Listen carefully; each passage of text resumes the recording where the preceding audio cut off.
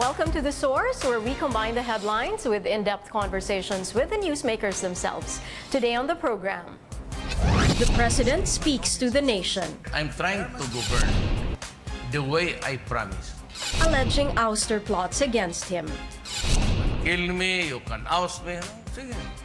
Pakita ninyo sa taong Pilipino na mas marunong kayo. He defends his decision to void the amnesty of Senator Antonio Trillanes. And one of the glaring mistakes of the Aquino administration was to extend an amnesty. A proclamation that the Supreme Court has spoken on. It is appropriate that the Makati RTCs should be given leeway in exercising their concurrent jurisdiction. And what happens now after a House panel junks the impeachment complaints against the High Court's justices. Albay Representative Edcel Lagman and political analyst and ConCom member Edmund Tayao join us live. And later, a new study tells us how you can boost your toddler's IQ. That's for today's In Focus.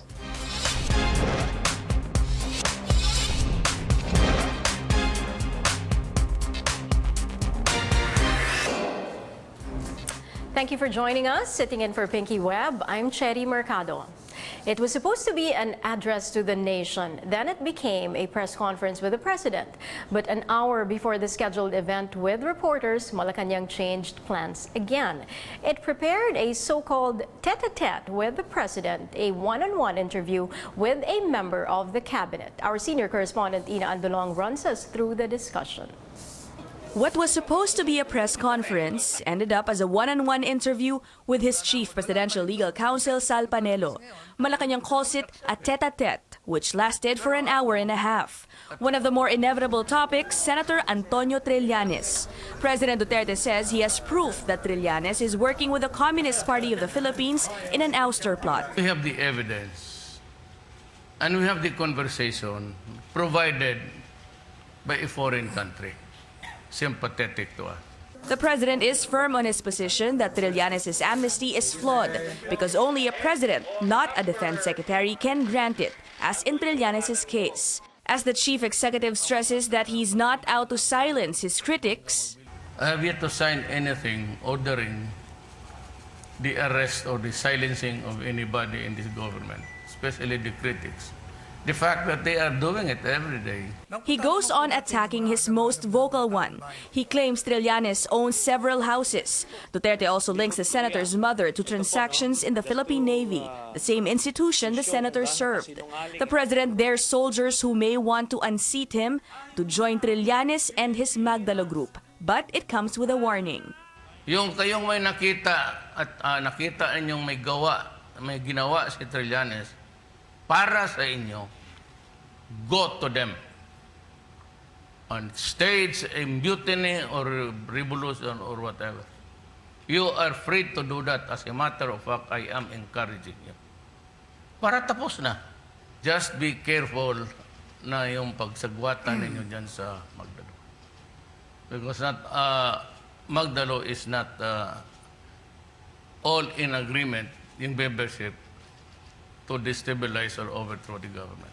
Another pressing issue that was tackled, inflation. Yung inflation rate medyo mataas. Now, as I said, the economic managers are working on it.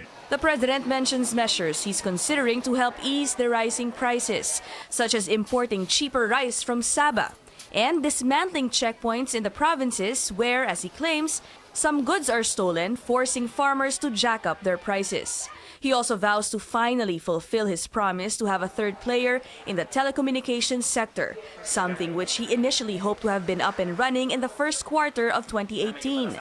The president says he'll take over if concerned officials don't get the job done by November. I will resolve it by the late October and early October, November. By Christmas, alam na ng mga tao na sino yung third player. Consumers only hope the president delivers on this new target. Ina Andolong, CNN Philippines. Senator Antonio Trillanes hits Mr. Duterte's claim that his mother has been a supplier of the Navy while his father was active in the service. The senator says the president did not need to drag his parents into the issue. In the meantime, CNN Philippines spoke to Communist Party of the Philippines founder Jose Maria Sison, and he says that the president's destabilization plot claims are all, quote, lies. He also said that the president is using these allegations to justify a supposed destabilization plot. Clearly lying and bluffing when he claimed that there is a recording by a foreign government of conversations between the CPP and the Magdalo Group. This is a complete lie, and I think the best way for me to respond is to challenge Mr. Duterte to present the recording. But anyway, there is no concealing the fact that the Communist Party of the Philippines is engaged in a revolutionary war against the ruling system and is interested in the ousting of Duterte. And it is promoting a broad united front and a mass movement to oust Duterte. But Duterte is simply not telling the truth when he says that there is already conspiracy between the CPP and the Magdalo Group and the Liberal Party. There is no, this is absolutely false. His claim that there is already a plot or a conspiracy. And I would not call it a plot or conspiracy when people have the same sentiment and the same consciousness of seeking the ouster of a brutal and corrupt and unjust regime like that of Mr. Duterte. He's obsessed with establishing a fascist dictatorship in the country, and he would like to scapegoat the CPP and NPA in order to justify the proclamation of martial law nationwide. And he has been pursuing all-out war policy all the time. In other news, Senator Antonio Trillanes fails to get relief from the Supreme Court as justices denied his plea for a stay order. A temporary restraining order, or a TRO, would have stopped the implementation of President Duterte's proclamation voiding the senator's amnesty. The battle at the lower courts continues for Trillanes, where a possible arrest order might be issued. The High Court cites two reasons for denying the senator's TRO plea. One refers to issues of whether or not Trillanes filed an application for amnesty. The other is whether or not there's an admission of guilt on the crimes he's charged with appear to be factual in nature. And only a trial court and the Court of Appeals are the triers of facts. That the Makati RTCs should be given leeway in exercising their concurrent jurisdiction to hear and resolve the pleadings, motions filed by the parties as regards the legality of Proclamation number 572, series of 2018. The court also takes notice of President Duterte's categorical statement that Trillanes will not be arrested unless a warrant has been issued by a civilian court. The Justice Department is, quote, very happy with the Supreme Court's decision. Justice Secretary Menardo Guevara agrees that there's really no extreme urgency to speak of. Let's now go straight to the source of the story. Joining us on the phone is political analyst and consultative committee member, Mr. Edmund Tayao. Professor Tayao, good morning. Good morning, Cherry. Yes, let's first talk about the Trillanes decision, no, and the reaction of the president in what was supposed to be a press conference. What do you think of the Supreme Court decision not granting the TRO that was being asked by the camp of Senator Trillanes? You know, Cherry, that question is more for a lawyer to answer, no? But let me just say that most likely the Supreme Court is looking at it more as a political issue. But I can only, of course, second guess what the Supreme Court is, what the Supreme Court has in mind in not giving the TRO to the senator. So, in other words, it's more probably a question of, it's more a political issue, hence something that may not be justiciable. What can you say about the fact, because when Proclamation 572 was brought out, was released, si Senator Trillanes was supposed to be arrested according to that Proclamation 572 based on 2 grounds, that walang application at saka walang admission of guilt. And then yesterday when the President did his statement, ang pinupunto niya dito ay hindi si Pangulong Benigno Aquino, si Pinoy, ang pumirma, kung hindi ang Defense Secretary. Alam mo kasi, Cherry, this is a delegated power, no? And what I understand with difference between amnesty and pardon is, an amnesty, of course, goes through a more rigorous process than pardon. Magkaiba kasi, ang amnesty kasi binibigay yan kahit na dinidinig pa yung kaso at wala pang desisyon ng korte. At ito ay binibigay sa class of persons. In other words, mostly ginagamit ito sa mga political offenses. Now, having said that, of course, it went through Congress approved it, but if you are going to even look at the explanation of the spokespersons of the previous administration, the process of looking at whether Senator Trillanes is entitled to an amnesty or not, binigay yon kay Secretary Gasmin. Pero pati yung document na nagsasabi that amnesty is now given to Senator Trillanes, it's also the previous Secretary Gasmin who signed it. So ano ba naman kasing difference kung hindi ba pwedeng si dating presidente ang gagawa nun? Klaro naman, pag tinignan mo sa saligang batas, klaro yung proseso ng pagbibigay ng amnesty. Hindi ko lang makuha yung rason kung bakit kailangang Secretary of Defense ang magsasign. Naandyan naman ng dating presidente at pwede namang siya ang mag-sign. So yun lang, it's a question of process. At the end of the day, so tingin mo, at the end of the day, Jerry, I'm still pursuing the point that this is really more political. We can't discount the point. We can't discount the point that the senator, of course, has gotten the ire of the president, of course, because of his very incendiary remarks, and more often even, let me even hasten to say, irresponsible remarks. So, pagka ganon katindi yung mga banat mo, you should be ready also for a retaliation, and that you don't have anything to hide in the first place. So, ano sa tingin nyo dito, Professor Tayao, kung itong pagbalik sa mga kaso, ang sinasabi ng gobyerno, of course, it's the responsibility also of the state to protect itself, at saka talaga namang meron din kaming karapatan na tingnan yung mga kaso na hindi pala tama at ibaliktad yon, Or some other people are saying this is a persecution of the ones who speak against the government. Well, alam mo, yung persecution, expected yan, Cherry, and in fact, the ones accusing of persecution are also guilty of persecution. The only difference is that, of course, these are 2 different sides of the fence.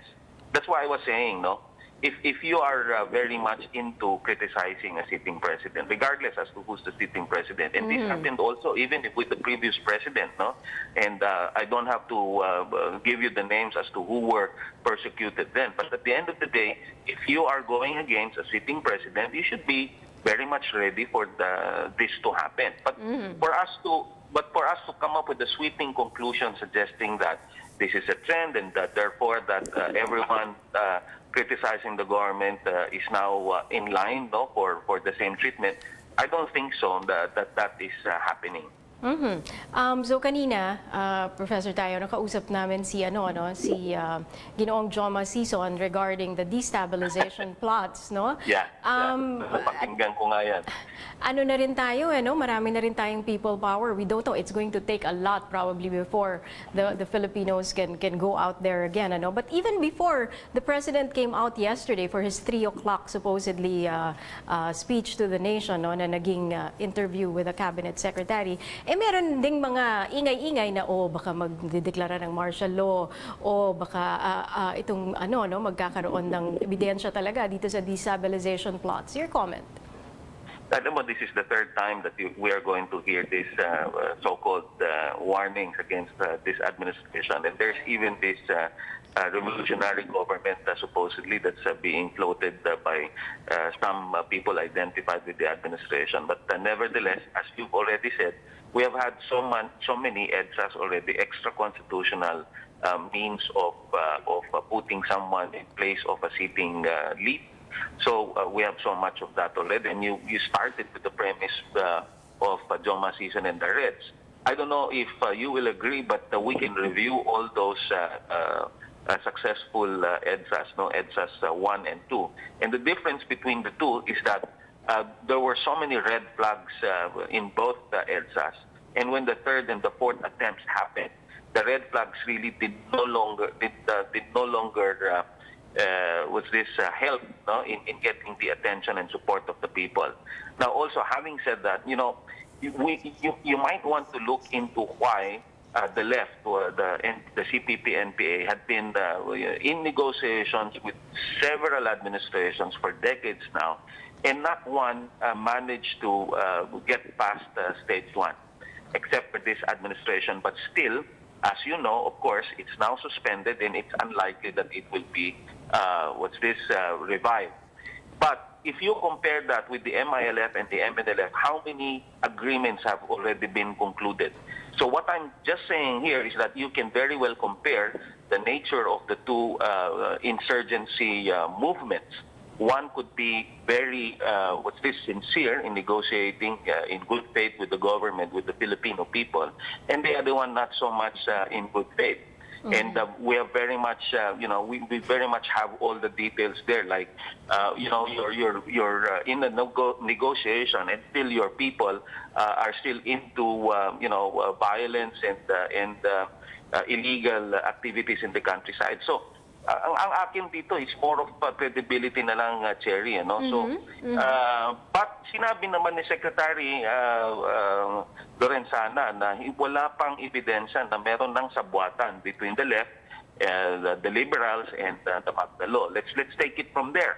But on the other hand, as to the pronouncements of the CPP-NPA, the fact that, again, as I've said, the track record speaks for itself. It's very much difficult to just accept whatever it is that Professor Sison would say.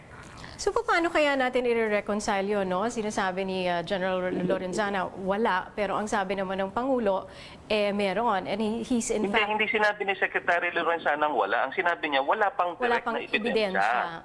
Oo, pero klaro, at ito'y binanggit natin, kahit natingnan natin ng mga dyaryo ngayon, ang dami ng kolumnista na laging bumabatiko sa administrasyon, pero ang sinasabi nila, nadidinig din nila yung intelligence reports na continuing nga ang attempts to destabilize. So let's kind of make sense out of... May mga grupo pa nga na nagsasabi na meron mismo sa loob mismo ng administrasyon na parte ng destabilization. So continuing yan, Cherry. Oo. So let's try to make sense out of all these muddle, no? Kasi kung ordinaryong Pilipino ka, naririnig mo may destabilization plot, wala, may ganito, may sabwatan. Minsan hindi nila alam, kakampi ba ako kay Trillanes, hindi ba? But before you answer that, no, we'll just pause for a quick break, and then we'll get back to you to get your thoughts on, how do you think the Filipinos should sift through all these issues. Please stay tuned. This is The Source on CNN Philippines.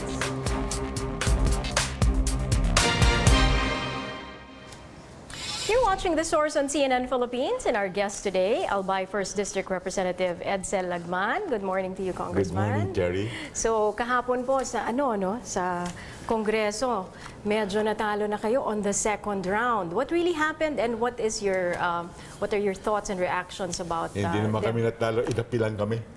Inapi? Inapi lang. Bakit inapi? Sapagkat hindi naman sinunod yung rules of the House with respect to impeachment sa pag-determine ng sufficiency in substance. Sapagkat yung sufficiency of substance ay nakakompine lamang doon sa allegations in the complaint.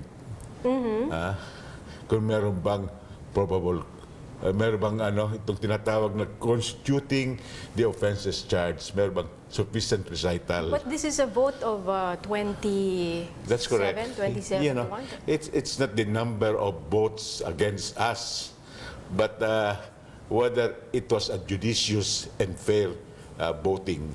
Sapagkat sa palagay ko, linabag nila yung rules of the House, hindi nila sinunod na i-combine lamang yung determination of substance, sufficiency of substance, dun sa allegations of the complaint. Lumabas sila. They meandered outside of the complaint. Ano ang pinag-uusapan doon? Ang sinasabi nila, yung Supreme Court daw is supreme even in its errors. That the Supreme Court daw is the final arbiter of justiciable questions, at yung decision ng Supreme Court, tama man o mali, kailangan respetuhin. At kung ano daw, kung i-impeach yung mga 7 magistrado, wala ng quorum sa Supreme Court. Palagay ko naman, hindi yan sapat na mga dahilan upang sabihin na walang sufficiency in substance yung aming complaint, sapagkat meron kaming ultimate allegation of facts. What is your next resort? Anong susunod na pwede ninyo gawin? Ako ay humingi ng pagkakataon mag-file ng motion for recall, yan ay tinanggihan. Magmahal din ako ng manifestation. So natanggihan po yung inyong motion for reconsideration? Wala raw akong karapatan sapagkat wala raw sa rules. Sapat wala sa rules, hindi na pwede, hindi. Kung wala sa rules, pwede. But anyway, iyan ay talagang desisyon ng liderato. Palagay ko naman may instruction yung liderato na ibasura na yung mga complaints namin. Is there any other way? May paraan pa ba to file another impeachment Wala complaint? na, sapagkat meron tinatawag na 1-year ban. Hindi ka pwede mag-file ng impeachment proceedings against the same person within 1 year. Pero meron pang recourse, yung revised penal code. Okay. Sa revised penal code, nakasaad doon sa Artikulo 2000 and Article 204. Nasabi doon, yung mga maestrado na knowingly rendered an unfair decision ay pwedeng sampaan ng criminal case. So saan na po ito? Sa lower court? Yan ay nasa regional trial court. Pero Supreme Court din pupunta pag RTC? Pag desisyon, pag may apila, sa Supreme Court pa rin. Pero matagal pang proseso yan. May ganun po bang precedent na yung Korte Suprema ay dinimanda sa lower court? Hindi Korte Suprema dinidemanda yung mga maestrado. Wala pang president. As justice, Wala pang president dito. Pero merong president tungkol sa mga inferior court judges. Pero there should be first time, you know. Hindi pa ginagawa. Hindi pa ginagawa. Pero merong provision sa penal code. Are you planning to do this anytime Personally, soon? I do not think I'm going to do that. But I'm telling the public, kung sino man the ang private gustong citizens, kung meron silang gusto mag-avail ng revised penal code na pinaparusahan yung magistrado na knowingly, wittingly, deliberately rendering an unjust decision or judgment, ay pwedeng sampa ng asunto. Bakit ayaw nyo nang kayo ang magsampa nito? Palagay ko marami na akong ginawa. Palagay ko iba naman ang kailangan na sumunod. Okay. Yung kahapon po nagsalita si Pangulong Duterte. What is first your reaction on yung mga sinabi niya? Na-satisfy ba? Kasi lumabas yung ibang issue, wala siya dito. He was out of the country. Pagbalik niya dito, supposedly sasagutin niya lahat ng issue na lumabas nung wala siya. Big issues like inflation, like the Trillanes issue. Were you satisfied? Well, palagay ko kailangan harapin niya ang taong bayan at sagutin niya itong mga issues na to. Lalo-lalo na yung burning issue ngayon na binaliwala niya yung amnestiya na binigay kay Senator Trillanes na palagay ko walang basihan. Maliban nun sa sinasabi ng Solicitor General na wala raw kopya ng application. Hindi yan basihan sapagkat kung walang kopya ng application, merong presumption na nag-apply at sinunod yung proseso, kaya nabigyan si Trillanes ng amnestiya. But what about the reason na it was only Secretary Gazmin who signed it and not the President? amnesty. Hindi man kailangan yan. Ang kailangan pirmahan ng presidente yung proclamation mismo, granting amnesty. Pero yung individual na pagbigay ng amnesty, pwede nang i-delegate kapares ng Department of National Defense Secretary sapagkat merong ad hoc committee na ginawa noon upang i-process yung mga applications. So in your interpretation of the law, hindi kailangan pirmahan ng Pangulo nung panahon na yon yung mismong amnestiya. But sabi ni Pangulong Duterte kahapon, this is too big an implication. They can overthrow a government na kailangan daw mismong pirma ng Pangulo ang nandun. Ang kailangan, proclamation ng Presidente on the amnesty and concurrence ng Kongreso, both the House and the Senate, dun sa amnesty. Majority ng mga members ng Kongreso. Kung ganon, kung kailangan pirma ng Presidente ang amnesty individually, kailangan din i-concur ng Kongreso individually ang mga amnesty grant na ito. Hindi naman kailangan yon. Congressman Lagman will continue this conversation. We'll just pause for a quick break. We'll continue the discussion on Facebook Live. Thank you for joining us here on The Source. I'm Sherry Mercado, and you're watching CNN Philippines.